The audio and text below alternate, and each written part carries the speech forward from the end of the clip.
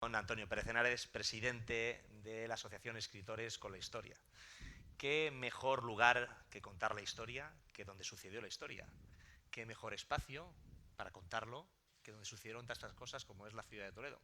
Por eso, siendo conscientes de dónde estamos, de la ciudad en la que vivimos, y para tratar de dejar un legado a las futuras generaciones, queremos ser capital europea de la cultura en el año 2031, además con un lema muy similar al que hoy titula tu conferencia. Hoy es Mujeres que iluminaron la historia de Toledo. Nosotros queremos volver a ser luz de Europa, como ya fuimos en otros momentos de la historia. Ya son miles de toledanos los que han pasado por estas conferencias, decenas de miles de españoles que han podido, y españoles del otro hemisferio, de personas fundamentalmente iberoamericanos, también de Norteamérica, que han podido disfrutar de las distintas conferencias que han tenido lugar aquí en Toledo gracias a las redes sociales y al canal de YouTube. Y nos queda una para terminar esta primera temporada, que será el próximo día 4 en la Academia de Infantería, con Augusto Ferrer Dalmau. Repasaremos la historia de España a través de sus pinturas, a través de sus cuadros. Yo sin más, deseándoles que tengan un feliz rato y un rato muy agradable, y agradeciendo que estén aquí en un día tan complicado como se ha puesto a la tarde. Luis Zueco también vino con la lluvia, hoy nos trae también algo de lluvia a Almudena. Siempre es de agradecer en una ciudad a la que le hace falta mucho el agua y una provincia que le hace falta mucho el agua, pero es verdad que esto nos complica un poco más las cosas. Pero en cualquier caso, muchísimas gracias por estar aquí, por ser fieles a la cultura, por ser fieles a este ciclo de novela histórica que está dejando ya una huella muy positiva. Muchísimas gracias y paso la palabra a don Antonio Pérez Henares.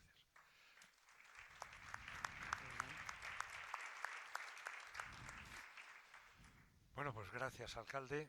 Gracias, Almudena. Es un placer tenerte aquí. Y para mí es doble. Almudena y yo somos, ante todo, amigos. Y hoy íbamos echando las cuentas y ya va para 30 años. Ella sigue estando jovencísima, yo cada día más carroza. Pero la verdad es que tenía que venir a Toledo por muchas razones. Primero porque es una escritora. Yo soy amigo de la escritora y de la persona. La duquesa es importante, pero para la historia. Aunque algo les contaré de esa duquesa. De entrada, lo más increíble es que nunca lo parece, precisamente porque lo es desde hace 20 generaciones. Es una cosa que se nota bastante.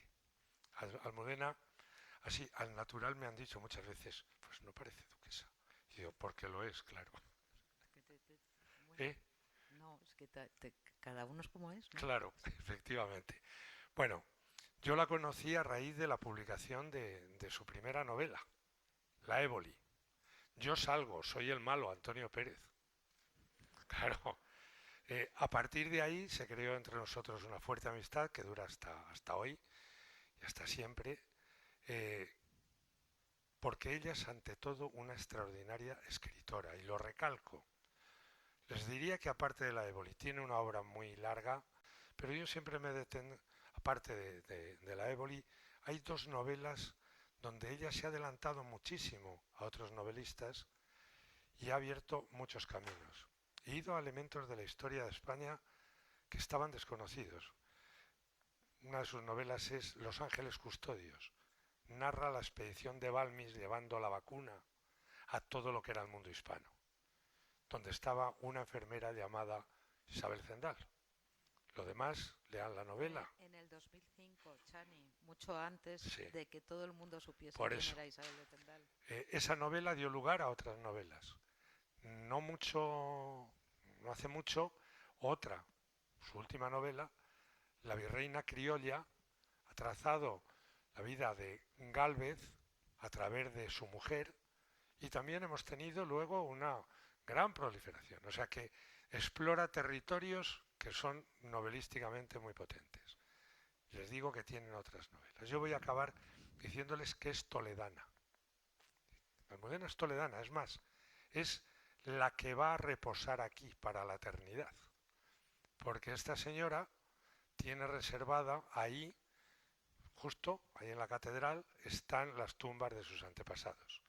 Porque es la duquesa del Infantado, esto es la heredera de la casa Mendoza, del gran cardenal, y ahí esa cripta, pues creo que tiene un sitio reservado para cuando nos llegue la hora que no hay remedio de evitar. Ella por lo menos tiene asegurado el nicho. Y sin más, y con esta broma les dejo para que nos hable de lo que bien sabe. Almudena, como hemos entrado por detrás, verás, si hubiéramos venido por delante, ella si viene por aquí se va encontrando continuamente familiares. Una la tienes en la plaza, una que no lleva el apellido Mendoza, pero que tú sabes que lo es. Comunera. Exacto. Ahora se lo cuenta a ellos y yo me callo. Muchas gracias. No podemos a todo esto. Bueno, muchísimas gracias a todos. Feliz de estar en Toledo, porque siempre que vengo es para algo que a mí que me causa muchísimos, me enarbola, me causa muchísimos sentimientos. Bueno, entre otras cosas porque vengo a enterrar a todos, a mi hermano Íñigo, que se quedó allí en la avioneta aquí cerca y está enterrado en la catedral, a mi padre, a mis abuelos, bisabuelos.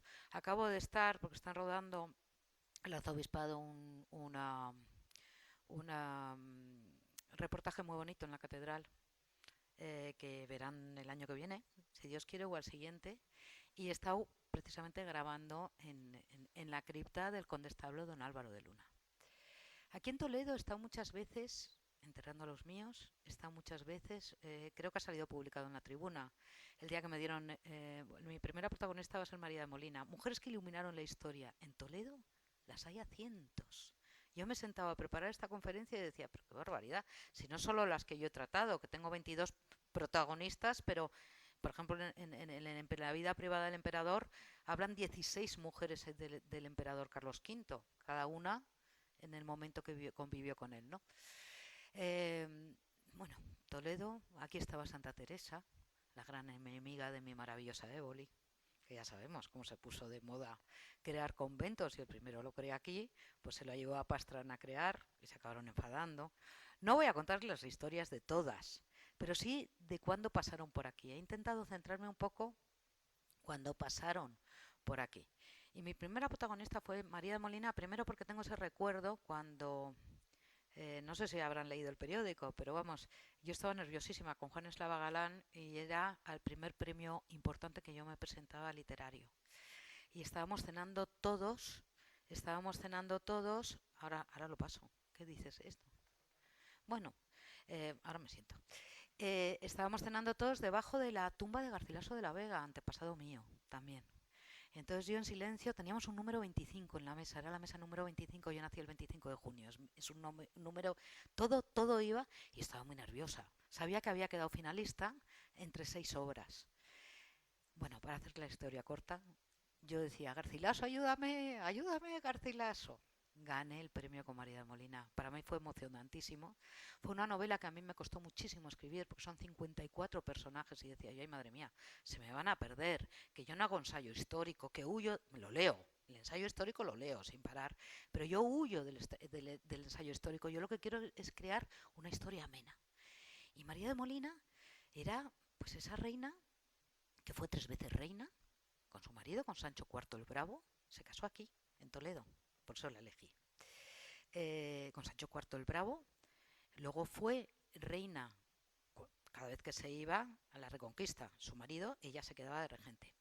Luego fue regente con su hijo, con Fernando IV, el que pasa la historia como el emplazado, y luego con Alfonso XI. Era la nuera de Alfonso X el Sabio. No se asusten. No se asusten, por favor, porque voy a cubrir bastantes años de la historia, pero no se asusten. Yo voy a intentar ser, igual que metía 54 personajes y cada uno iba con un apodo, porque eran unas guerras intestinas entre nobles tremendas, los infantes de la Cerda, la reina Violante queriendo quitar la corona a Sancho IV el Bravo. Recurría a los apodos, el cojo, el manco, el tuerto, el tartamudo, que eran los que tenían. Y así el lector no se me perdió en los 54 personajes, creo. Tienen ahí a María de Molina. Si se quieren aventurar, siempre pongo un árbol genealógico para que no se pierdan.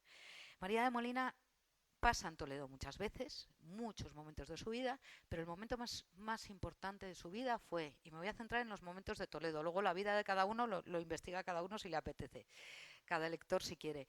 Ella se casa con Sancho IV el Bravo, a pesar de que él ya estaba comprometido con la Moncada y no recibió, eran primos, y no recibió la bula papal jamás, nunca. Bueno, la recibió al final, pero le costó mucho. ¿Qué pasaba en esa época, en la Edad Media? Pues que los hijos que tenías eran legítimos. Y los hijos ilegítimos no eran como ahora, no tenían derechos sucesorios. Además, Sancho IV era el segundo hijo de Alfonso X el Sabio. El primero había muerto y tenía los infantes de la Cerda, había tenido hijos antes de morir, y ahí se crean unas guerras tremendas. No les voy a aburrir, pero vamos a ver alguna diapositiva. Estas son tres, bueno, porque todos mis libros se han reeditado una vez y otra vez y otra vez. Venía yo hablando con Chani y la verdad es que en Escritores por la Historia, los que estamos desde hace mucho tiempo, reeditamos y reeditamos. Y yo siempre odio que hablen de un libro como si fuese una novedad. Un libro bueno no es una novedad.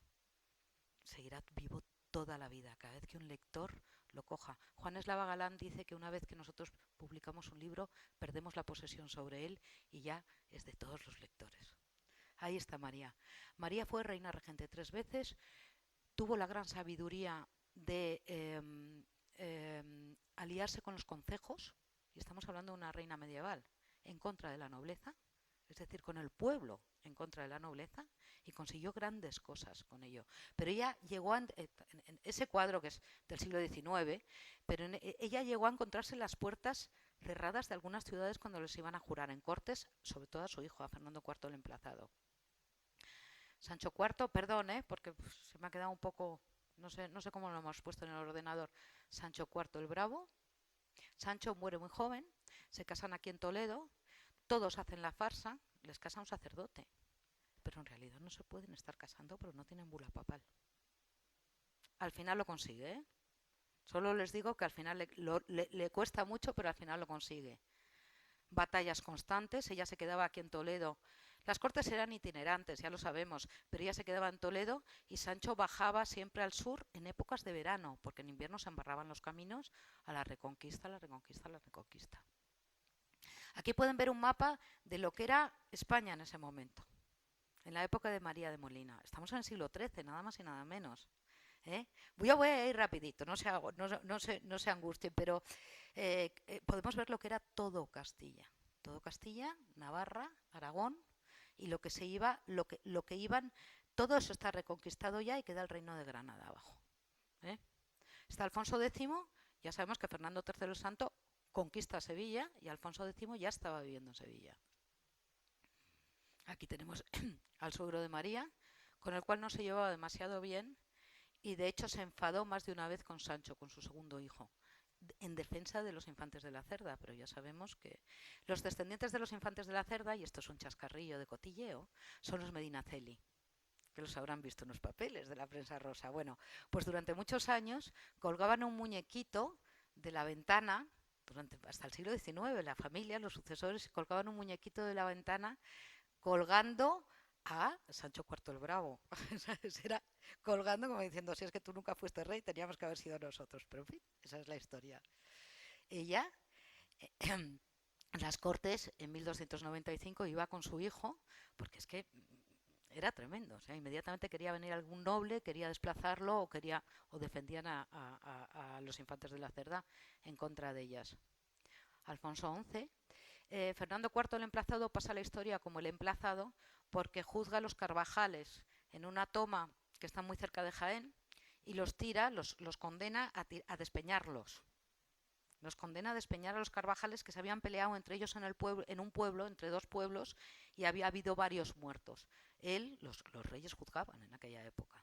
Los condenan a los Carvajales y cuando los están despeñando dicen, emplazamos al rey para que si esta condena es injusta, en una semana muera. Y a la semana muere. Entonces decían que era Castillo. Por eso pasa a la historia, muere de repente.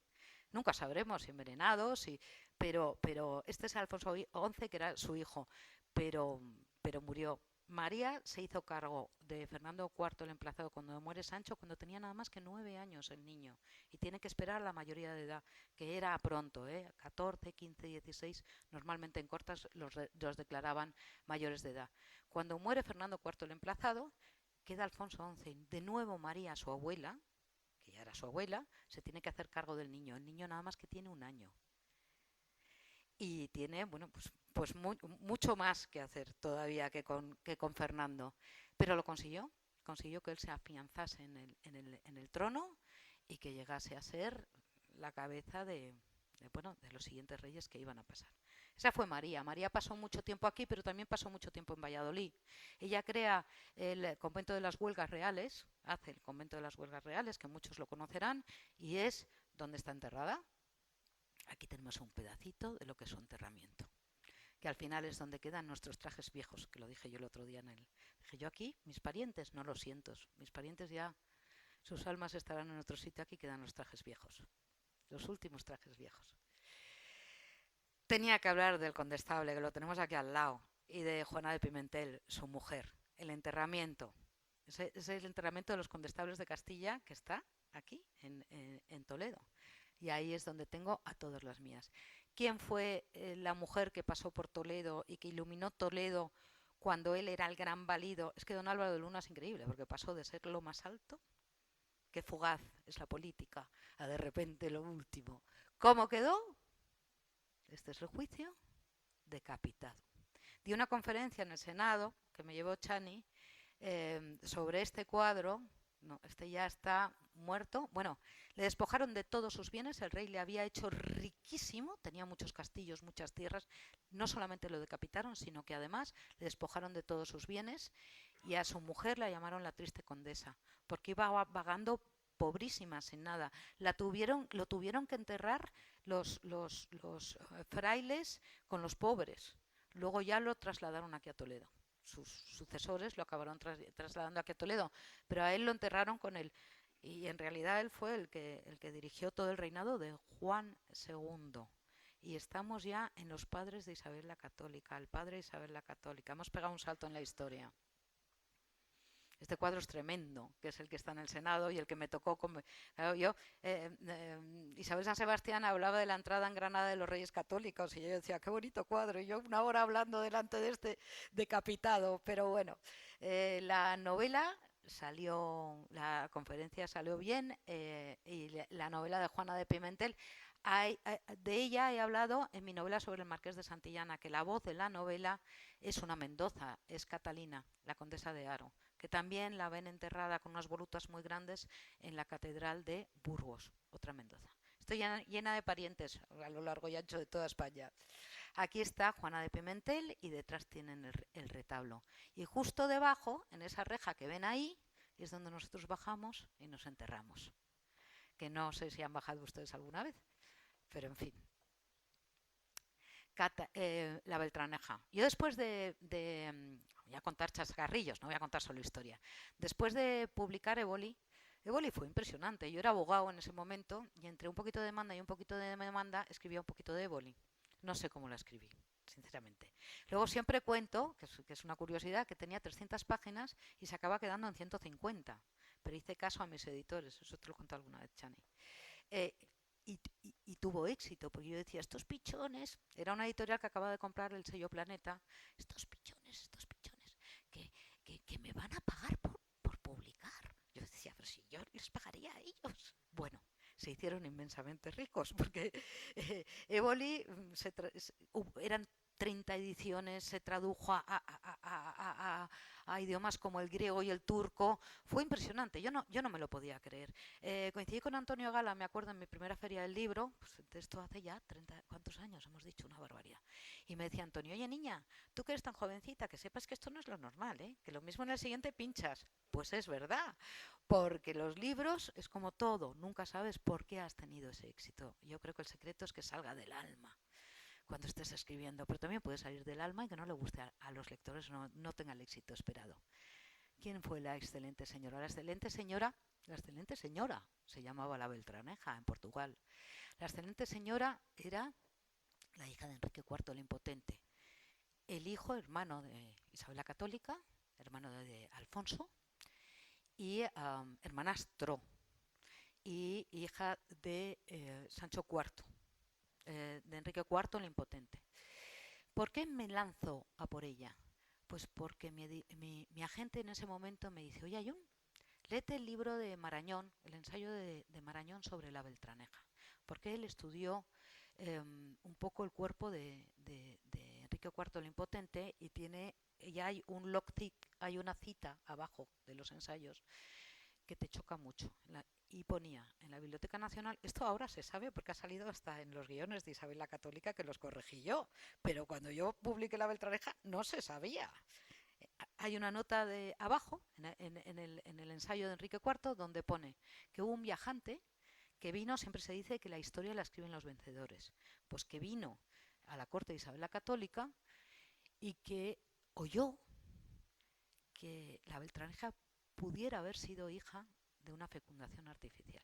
No me miren como si estuviese loca, porque esto ya ha salido y yo lo he metido en los guiones. En Isabel la Católica salió que no lo habían metido, pero me fui a la Biblioteca Nacional a buscar el documento, y el documento existía. En latín ponía que introdujeron una canina de oro en la vagina de la reina, con el semen del rey. Y según los estudios de Marañón, decían que Enrique IV, el Impotente, ahí podía hablar de los juglares, porque ya estaba Mingo Rebulgo, un juglar. Es que Chani acaba de escribir un libro sobre los juglares, un juglar que ya dudaba de la sexualidad de Enrique IV y de si podía o no podía engendrar, tener hijos. El caso es que la vida no la acompañó. Enrique IV había estado casado, y sintetizo, con Blanca de Navarra durante casi 15 años. Dicen que la repudió, se anuló de ella sin haber sido desflorada. Estos términos son preciosos, ¿eh? Sin haber sido desflorada. Y se casó después con Juana de Portugal. Juana de Portugal dicen que era bellísima, vino con una corte muy divertida de señoritas de Portugal. Una de ellas fue la amante del cardenal Mendoza, que estuvo aquí en la catedral también, con la cual tuvo los dos bellos pecados del cardenal, que la habrán oído hablar de ellos. Era dama de la madre de la Beltraneja. Y además, cuando en un momento dado tuvieron problemas o vivían separados, llegó a tener, cuando los Mendoza se hacen cargo de la Beltraneja, su madre llega a tener 2 hijos más que no son hijos de su padre, que no son hijos de Enrique. Tuvo 2 bastardos que no fueron hijos, con lo cual ayudaba muy poco a esta pobre niña a ser reconocida. Las copas de Mingo Reburgo, los nobles enfrentados y partidarios de Isabel la Católica, primero de Alfonso, que vamos ahora, este es Enrique IV. Todo estos sí que son libros miniados, o sea que no éramos morenos, cetrinos y muy oscuros. Miren Enrique IV cómo era de rubito y de claro. Ahí hay otros cuadros de él, que ahí está más oscuro. Isabel de Castilla era madrina de la Beltraneja y tía de la Beltraneja, hermanastra de Enrique IV. Y su opositora, la farsa de Ávila, cuando coronan al hermano de Isabel, Isabel era la 4ª en la sucesión. Es que Isabel era la 4ª en la sucesión. Tenían primero a la que ha pasado la historia como la Beltraneja, después tenía a este niño, bueno, este es el muñeco que en teoría dicen abajo puto, y entonces que destronan a Enrique IV y ensalzan a su hermano, a su hermanastro, el hermano de Isabel. Y luego estaba Isabel, era la 3ª. Bueno, el caso es que él muere de repente, también todos de repente. Mis hijas siempre me dicen: mamá, tú de repente dices de repente y se corta la historia. Digo, pues nada, todo el mundo que imagine. A ver, Isabel, este es el sepulcro del infante don Alfonso, que está en la Cartuja de Miraflores también, que fue el que murió, el hermano de el que tenía que haber sido el rey en vez de Juana. Estos son 3 ediciones y un cuadro de Juana. Juana termina en Portugal, firmando sus días, llega a conocer a Felipe II, conoce a muchos reyes. A posteriori, firma siempre como yo la reina hasta el día que muere. Y hay muchas cosas en esta historia que son muy raras. O a mí la Universidad de Lisboa me llama en un momento dado, porque fue número 1 en ventas en Portugal durante mucho tiempo. Y me dice Almudena, ¿por qué no buscamos, Enrique IV sabemos dónde está enterrado, vamos a buscar a Juana? Bueno, pues Juana en el terremoto de 1755, me parece que es el gran maremoto, desaparece el convento donde estaba enterrada, con lo cual nunca podremos buscar su nombre y será un enigma que existirá siempre. Nunca sabremos si la Beltraneja fue hija de su padre o no lo fue. Nunca. Es curioso que el padre, con todos los problemas que hubo, reconoció 2 veces a Isabel. Isabel se casa con Fernando, no voy a contar la historia, ya la conocen, en contra de su voluntad, vuelve a reconocer a su hija y al final ella termina primero en un convento en Coimbra y luego en su casa con su propio servicio en Lisboa y apodada como la excelente señora. Fue muy querida en Portugal y fue una mujer muy culta, nunca tuvo hijos, nunca se casó y nunca tuvo hijos. Esa fue la historia de Juana. Aquí está Isabel ya un poco más rellenita y entrada en años. Yo siempre digo que el escritor puede modelar a su personaje y muchas veces me dicen, ¿podemos cambiar la historia? Yo intento no cambiarla. De verdad, intento ser fiel a la historia, intento descubrir secretos de la historia, pero también digo que así como Isabel era muy mala en mi historia de la Beltraneja, empezó a ser muy buena en mi historia de Catalina de Aragón, su hija, que es otro personaje, otra mujer que yo trato, la mujer de Enrique VIII, injustamente conocida en España, porque hablamos todos de la Bolena por las Bolena por el cine, pero con ella estuvo casada más tiempo que con sus otras 5 mujeres, Enrique VIII. Entonces, en la novela de Catalina lo tengo que decir. A mí Isabel es una reina que me encanta. Pero claro, todo depende desde los ojitos que se miren y de quién esté hablando, ¿no? Isabel, Toledo. Me he leído para cambiar un poco. Yo Isabel la trato en muchas novelas mías, pero para venir a esta conferencia me he leído La crónica de Hernando del Pulgar, que sabemos que era de aquí también.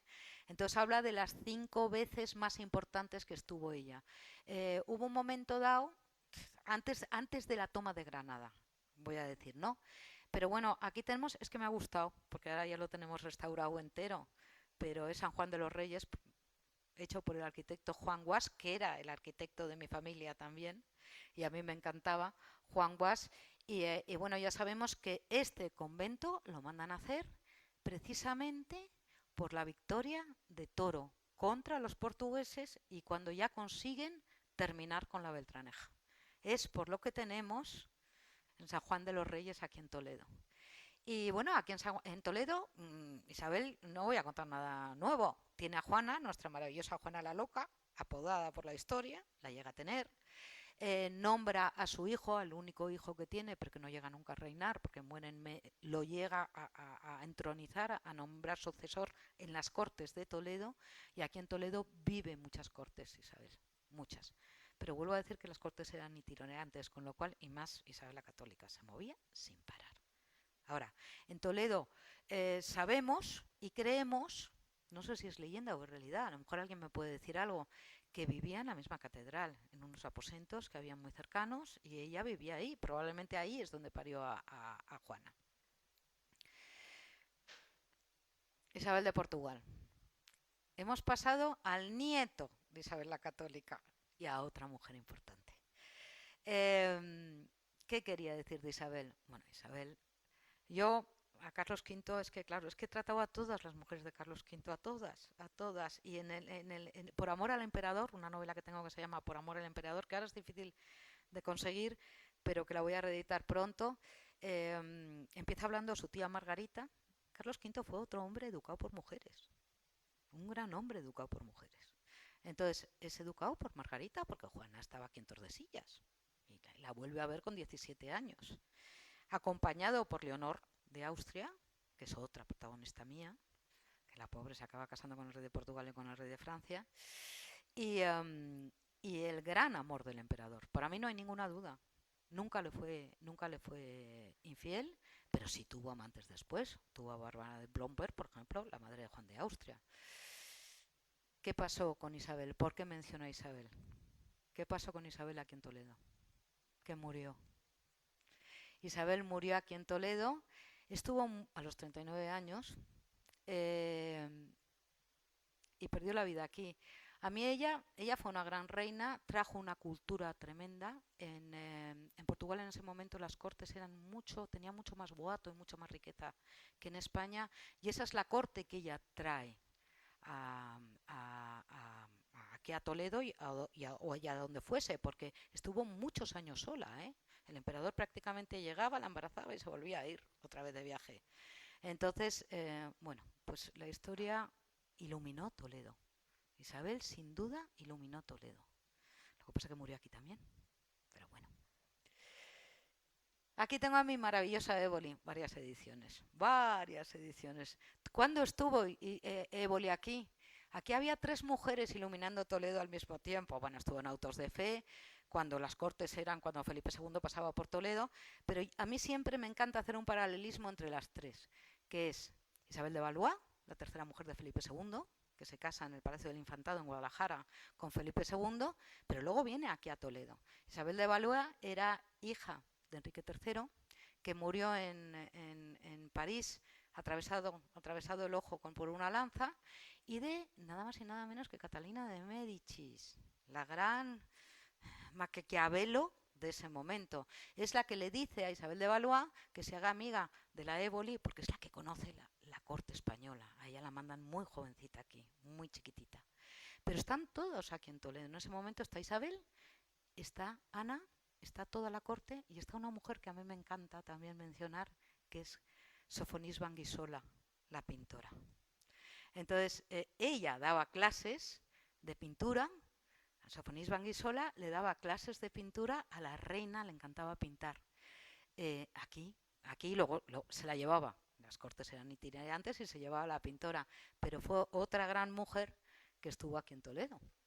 Bueno, estas son películas que pongo yo, porque es que yo cuando escribo Éboli, ahora todo el mundo sabe quién es Éboli, solamente hay un ensayo de Gaspar Muro de principios del siglo XX, publicado, que es un ensayo de un catedrático muy pesado, donde se reproducen todas las cartas. El cuadro, el famoso cuadro de Sánchez Cuello, que ahora mismo es mío, el que sale con la gola y vestida de negro, ese cuadro es mío, es chiquitito, es mucho más chiquitito de lo que la gente se imagina, pero es de Sánchez Cuello. Y una pequeña novela que se escribió en los años 50 de Kate O'Brien, de una inglesa que vino aquí, le fascinó la historia de la Éboli y escribió en los años 50 una historia, pero nadie más había escrito nada. Y luego estaba la película de la antigua, pero a partir de mi novela todo el mundo se puso a escribir sobre Antonio Pérez, sobre la Éboli, salieron 20 libros de la Éboli y se hicieron un montón de películas. Como anécdota les contaré que yo a Julia Edmond la conocí, me preguntaron, y luego, ¿cómo se llama esta actriz española? Belén Rueda, la vi en un momento dado y me decía, Almudena, es que tengo un ojo vago. Y es el contrario al de la Éboli. Entonces, como me tapen el ojo vago y me ponga el parche me voy a ir pegando unos tortazos durante el rodaje tremendo.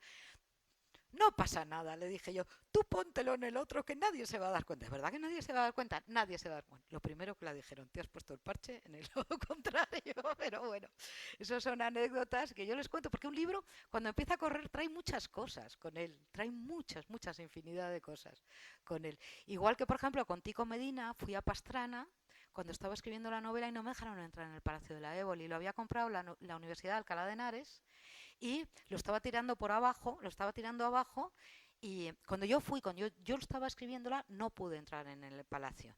Y luego, en cambio, con Tico, a Tico le abrían todas las puertas, ya entramos. Y les tengo que contar un secreto. Como lo estaban tirando todo y todo eso iba a materiales de derribo, Tico me metió en el bolso un baldosín del siglo XVI del cuarto de la Éboli. Lo tengo en mi salón. Pero bueno, es un bonito recuerdo. No vale mucho, ¿eh? Este es el Palacio de los Duques del Infantado, donde Isabel de Valois conoce a Felipe II. Y conoce a Sofonis Banguisola y a todos los que se trajo a Toledo después. Lo tenía que poner porque me toca un poco. Aquí tenemos a princesa de Éboli, a Ana, con Ruy Gómez de Silva. Yo siempre digo, y aquí con su hija, con la que en teoría murió emparedada. Ella tuvo a una hija suya en Pastrana, que la tuvo y luego al final se metió monja. esa hija suya al final se metió monja, nunca se casó. Tuvo 10 hijos. Yo siempre digo que fue fiel a Ruy, pero luego llegó Antonio. Y Antonio Pérez, pues escapó. Dicen que levantaron todas las rosetas de su palacio buscando documentación que incriminase a Felipe II. Dicen que es cuando empieza la leyenda negra, nuestra famosa leyenda negra. Se asen a esa leyenda negra los ingleses para seguir machacándonos ya durante muchos siglos. Y yo creo que ella fue la cabeza de turco que tenía que caer. Alguien tenía que caer y acabó siendo la Évole. Sinceramente lo creo, ¿eh? Aquí está Isabel de Valois, muy jovencita, con Felipe II. También murió muy joven. También murió muy joven y murió de parto. También. Sofonis Banguisola, que, bueno, dicen que en un principio tenía que pintar prácticamente como la Roldana, que también esculpía y prácticamente a escondidas. Yo creo que no, ¿eh? Sofonisba, los cuadros de Sofonisba los podemos ver en el Thyssen, por ejemplo, hay alguno, y en el Museo del Prado hay algún otro. Y a mí me encantaría ser reina y contar con una pintora tan fantástica de profe. No sé si estaría el asesinato de Escobedo en Madrid, ordenado. Aquí pueden ver a Antonio Pérez. Este cuadro sí es de la época de Sánchez Cuello, o sea que él era así. Se perfumaba una barbaridad y creo que se ponía unas joyas en los zapatos tremendo. Era todo menos discreto, Antonio Pérez. Todo menos discreto.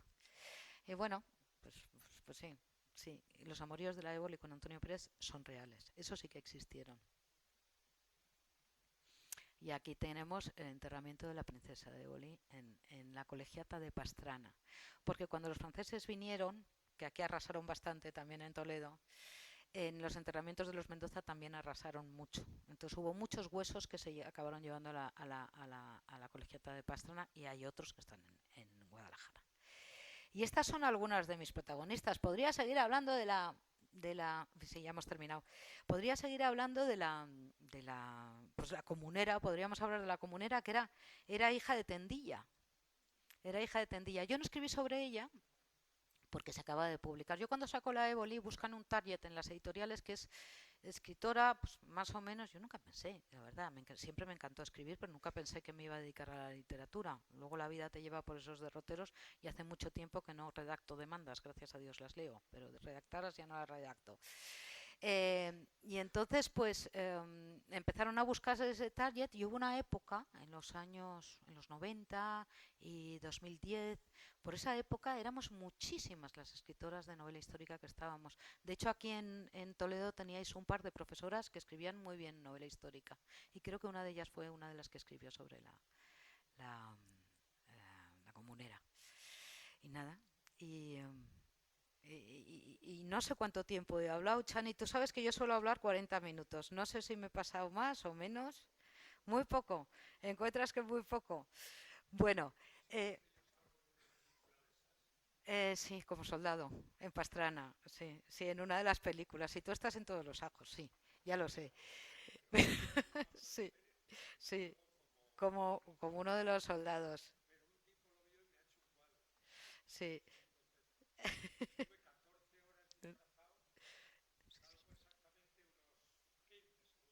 Sí.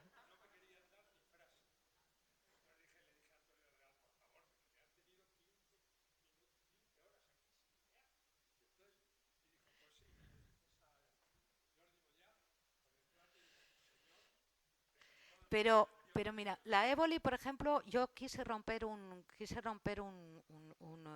mensaje. La Évole empezó a ser mala en el siglo XIX con la ópera de Don Carlos. Ahí es donde empiezan a tratar a la Évole muy mal. Y es increíble cómo una mentira, es verdad que una mentira contada 1000 veces acaba casi convirtiéndose en verdad y nos la acabamos creyendo todos. Pero no fue. Lo que pasa que, bueno, es verdad que era una mujer caprichosa. Fue una mujer caprichosa, pero yo creo que tuvo todas las 5 mujeres del siglo de oro, yo siempre lo digo, las 5 mujeres del siglo de oro las tuvo ella en su persona, porque fue madre de 10 hijos, noble, monja, ya sabemos que entre comillas, monja entre comillas, fue presa, fue absolutamente todo, es que lo tenía todo. Y luego con Santa Teresa, Pues la verdad es que la pelea que tenían, dicen que Santa Teresa había fundado aquí en Toledo, precisamente. Era una de las fundaciones, las primeras fundaciones de Santa Teresa. Y entonces ella se puso muy celosa. Las modas ya existían. Yo documentando, yo una cosa que hago con todas mis mujeres es un estudio grafológico para ver un poco, aparte de lo que te cuenta el documento, el carácter que podía llegar a tener. La grafología te puede decir mucho sobre una persona, ya lo sabemos. Entonces, por ejemplo, de Éboli sí, tengo su firma. De Beatriz Galindo, que es otra mujer que pasó por aquí. No he hablado de ella ni he traído diapositiva, pero fue la mujer de Beatriz Galindo, deberíamos de hacer una peli sobre ella. Deberían de hacer, yo no soy directora. Pero Beatriz Galindo, si fuese inglesa, tendría un montón de películas, porque fue Isabel la Católica. Ella en un momento dado, a Lucio Sículo Merineo, le dice, de repente llegaba a ser reina. Entonces, ¿en qué hablo? Y le dijo Fernando, en latín, porque es el idioma culto, es el idioma diplomático. Todos, con los de Francia, con los de Inglaterra, con todos hablamos en latín. O sea, tienes que aprender latín. Isabel no sabía latín. Y lo más curioso de todo es que dice, quiero una mujer que me enseñe latín. Pero una mujer que te enseñe latín, pues, aquí latinas, claro que hay latinas, ya había latinas, pero Mendrano, había muchas latinas, pero ella dijo, no, es que yo quiero que sea una mujer la que me enseñe latín. Y fue la latina, fue Beatriz Galindo. El barrio de Madrid llamado La Latina se llama por ella. También estuvo aquí en Toledo. No he traído foto, pero en el Lázaro Galdiano tienen un cuadro de ella muy bonito. Es una historia también preciosa, está junto a la reina cuando viene. Enseña, es una gran humanista. Ella estaba en un convento. Ella era de Salamanca. Su padre no tenía dinero para dote y la metió en un convento. Y le gustaba tanto el latín que con 16 años dominaba perfectamente la lengua de Lacio, dicen los documentos. Y además tenía de Lebrija viviendo al lado, con lo cual dominaba el lenguaje, que era una maravilla. No solamente enseñó latín a la reina, sino que enseñó latín a todas las hijas de la reina, que tenemos que recordar que, aparte de Juana, estaban todas sus hijas fueron reinas, Catalina, Juana, María, Isabel. Todas llegaron a ser reinas, todas fueron alumnas de Beatriz Galindo. Beatriz Galindo estuvo aquí porque la reina la rescata del convento y le pregunta, ¿tienes vocación? No, pero es que no tengo dote. Bueno, pues venga, a la corte. Y se la llevó a la corte y enseñó a todos. Beatriz, como premio, yo siempre digo que es la primera maestra de España. ¿Por qué? Había latinas anteriores a Beatriz. ¿Pero por qué? Porque es la primera que cobra un emolumento. No era como un sueldo, diríamos hoy en día, pero cobra una pensión de la reina puntualmente. Hay gente que dicen que era criada, pero es que el término de criada en la época de los reyes católicos no es el mismo que entendemos hoy por criada. Es que nuestro lenguaje es maravilloso, pero hay que saber en qué momento. Yo siempre digo que el Marqués de Santillana utiliza el término guay. Guay lo utiliza en uno de sus versos, con la misma acepción. El Marqués de Santillana, 1490. O sea, depende. Bueno, pues Beatriz Galindo es una de esos matrimonios que hacen los reyes católicos dando oportunidades de enriquecerse a los que no eran nobles, que es a Ramírez de Madrid, al artillero, que era un general de Fernando el Católico, que toma Málaga, que fue el gran bastión anterior a Granada, y luego Granada. Y el día anterior, ella se casa con el artillero, el día anterior a entrar en Granada. La noche anterior a que entren en Granada, Granada ya se había rendido. Y se hace un matrimonio entre un general ya viudo de Fernando el Católico y la profesora de Isabel la Católica. Ella era mucho más joven.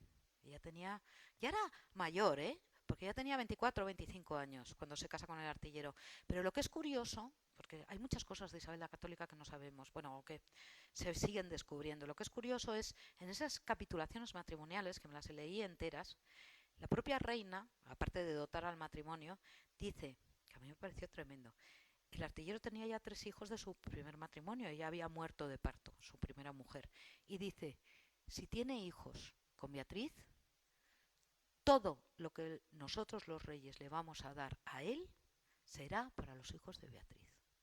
O sea, que deja a los niños del artillero, pum, pum. Pues esas cosas han pasado toda la vida. Luego es muy bonito cómo funda ella, está en Toledo cuando está la reina y demás, y ella se vuelve a Madrid, en un momento dado el artillero muere, y es muy bonito, hace 2 fundaciones, no he traído las diapositivas porque uno de los conventos en la calle Mayor de Madrid cae, pero se salvó la portada, la escalera, era un convento renacentista muy bonito. Pero en sus los estatutos de uno de sus hospitales para pobres, hombres, porque los hospitales estaban separados los hombres de las mujeres, pone que las dueñas que cuiden a los enfermos sean mayores de 30 años, para que no haya tentaciones.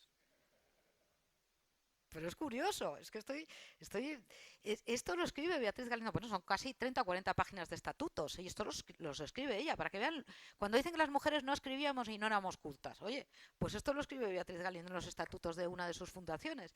Y luego hay otra cosa muy bonita que escribe, que a mí se me pusieron los pelos de punta, que dice que siempre haya alguien rezando a los pies de la cama de un moribundo a las horas del atardecer y del amanecer. Es muy bonito, porque hoy en día sabemos que los biorritmos caen y cuando hay alguien que se está muriendo, muchos se nos van a esas horas. Y bueno, estas son las grandes mujeres que yo trato y podría seguir contando. Las cuñas, las señoras que nos ponemos las alpargatas. Bueno, pues la Éboli, que era muy bajita, ya se ponía cuña para parecer más alta, ya se ponía cuñas. Estudio todo, los miriñaques, las formas de vestir, todo, intento no cometer anacronismos, que siempre lo contamos. Y el mundo de la mujer es fascinante, fascinante. Yo intento rescatar. Algunos me decían que por qué siempre hablo de princesas, de reinas, pero no, yo hablo de todo, hablo de panaderas también. En Guadalajara documento cómo se enfadan en los pueblos porque saben que hay una correntía de agua y cuando se enfada uno y está haciendo una obra para hacerle la puñeta al vecino, ¡ras!, le corta la correntía de agua y le deja sin agua corriente, ¿no? Porque en realidad era la del pozo, pero le seca el pozo, ¿no? Todas esas cosas son las que hacen a todos nuestros personajes vivos y hacen que nos compenetremos con ellos y que disfrutemos con sus historias. Y bueno. Y voy a terminar, que Chani se lo sabe. Sor Cristina de la Cruz. Sor Cristina de la Cruz es una tía mía, que es sierva de Dios ahora, era jerónima, y tiene unos libros, conseguimos que la metiesen como poetisa del 29, que en el cole no lo estudiamos, pero está metida como poetisa del 29. Y termino esta ponencia con un pedacito de uno de sus versos. Corazón de mujer, que no sabe querer, que no sabe entregar todo el alma y el ser a las ansias de amar, no se puede llamar corazón de mujer.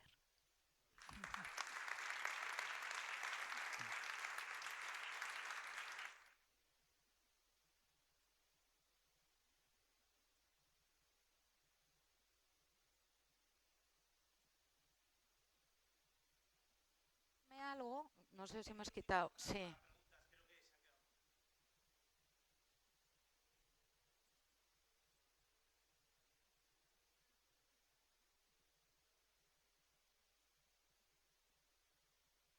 No lo sé. Yo soy sincera, no lo sé, pero sé que Eugenia tenía muchísimas posesiones por toda España, porque viene de los Palafox, también era antepasada mía, por otro lado. Pero Eugenia tenía muchísimas posesiones porque heredó de un tío suyo, esa heredó de rebote también, porque era hija de un segundón, pero de repente el tío se murió sin descendencia y les cayó a ellas toda la fortuna.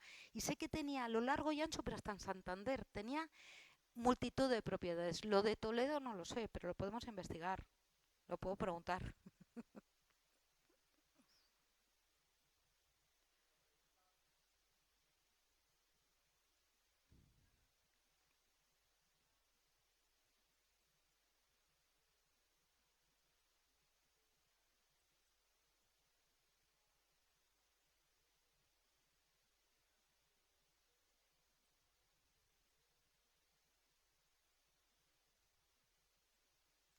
No sé de qué decisión me está hablando.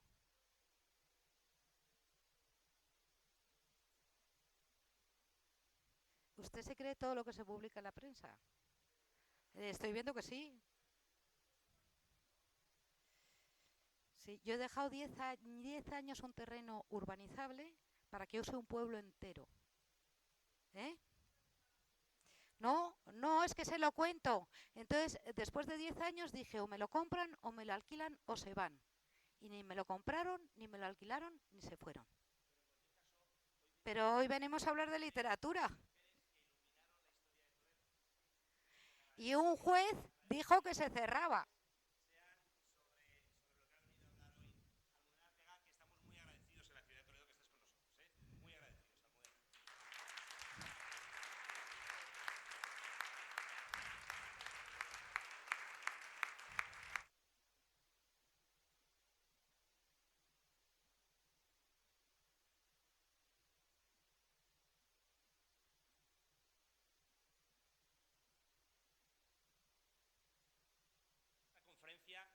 De feminismo de concordia, ¿eh? Y no de feminismo de confrontación. Muchas gracias.